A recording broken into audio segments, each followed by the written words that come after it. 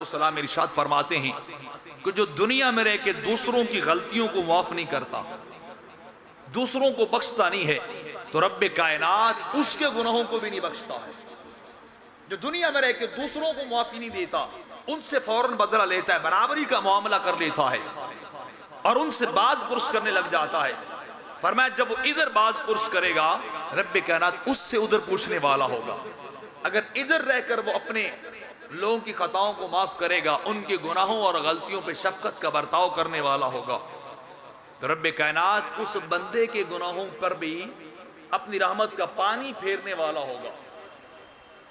फरमाया जैसा तुम इधर करते जाओगे वैसा मामला उधर तुम्हारे साथ ही होता जाएगा।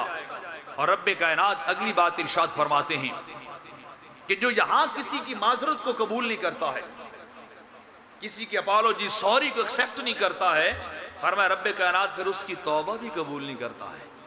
तूने तो मेरे बंदों को माफ नहीं किया, मुझसे कैसे तवक्को रखता है?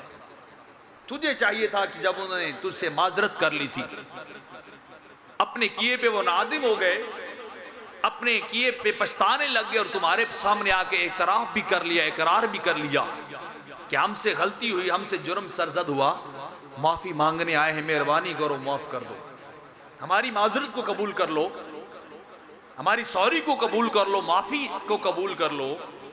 तो जब बंदा इधर कबूल नहीं करता तो रब्बे कायनात फिर उससे भी उसके गुनाहों की माफी को कबूल नहीं करेगा।